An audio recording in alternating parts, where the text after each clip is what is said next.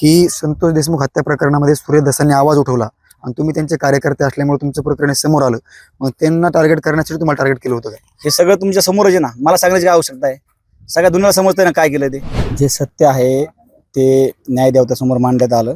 न्यायदेवताच्या लक्षात आलं की हा सगळा प्रकार खोटा आहे आणि न्यायदेवतांनी शेवट आम्हाला जी न्यायदेवताकडून अपेक्षा होती ती अपेक्षा आम्हाला न्यायदेवताकडून मिळली.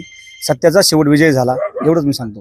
मात्र वर्षभर तुम्हाला जेलमध्ये राहावं लागलं, पाठीमागं काय घडलं ते तुम्ही सगळं आज बघितलेलं आहे, भावूक झालेला होतात. मात्र या संपूर्ण प्रकरणामध्ये सुरेश धस यांचं देखील नाव समोर आणलं गेलं, त्यांना देखील टार्गेट केलं गेलं, याच्याकडे कसं बघताय? जिल्ह्यात चाललेल्या सगळ्या ज्या गोष्टी आहेत ह्या तुम्हाला सगळ्या पूर्णपणे माहिती आहेत. जे जातीवाद भडकलेला आहे आणि मी एक भोसले आडनावाचा असल्यामुळं मला ह्या जाळ्यात ओढलं गेलं आणि हे जाणीवपूर्वक काही लोकांनी ओढलं गेलं आणि हे त्यांना माहीत असताना मी एक आदिवासी समाजाचा असून त्यांनी भोसले नावाचा फायदा घेऊन जातीचा कसा म्हणजे जातीवाद कसा पेटत आहे जिल्ह्यात, अशा काही 4-5 लोकांनी ते मिळून जाणीवपूर्वक केलेलं आहे.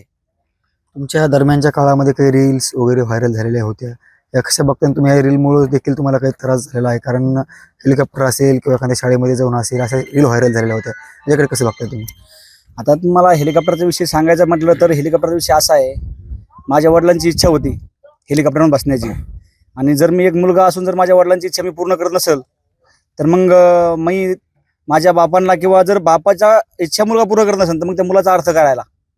आणि राहायला विषय शाळेचा, तर शाळेमध्ये जाऊन तिथं चौकशी पूर्ण केली कालिका देवी विद्यालयामध्ये. तिथल्या 28 मुलींचे शाळेत येण्याचे प्रवेश बंद झालते. 28 मुलींचे का झालते? त्या मुलींना तिथं सतत मुलं छेडकाढीत होते, सतत मुलींना काहीतरी वेगवेगळ्या छेडकाडीमध्ये मुली येत नव्हत्या. मी त्या मुलींना विनंती केली की ताई तुम्ही तुमच्या वडिलांना सांगा किंवा मग तुमच्या वडिलांना घेऊन पोलीस स्टेशनला जा. तर आमच्या खेड्यापाड्यातल्या मुली असल्यामुळं त्यांनी काय म्हटलं की जर आम्ही घरी सांगितलं तर आमचं शिक्षण बंद करून आमचं डायरेक्ट लग्न लावून देतील.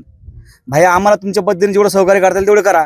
आणि मी त्याच्यामुळे जाऊन सांगण्याचा प्रयत्न केला की बाबा आपल्या लेकीबाळीचे कोणी छेड काढू नका. मी वेगळं तिथं काही बोललो नाही.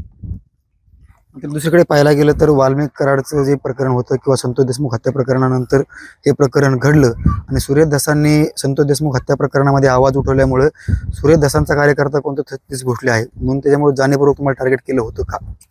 आता वाल्मिक अण्णा, मी त्यांना अण्णा म्हणतो, ते माझ्यापेक्षा मोठे आहेत. त्यांचं प्रकरण हा खूप वेगळा विषय आणि माझं प्रकरण हे जाणीवपूर्वक केलेलं आहे.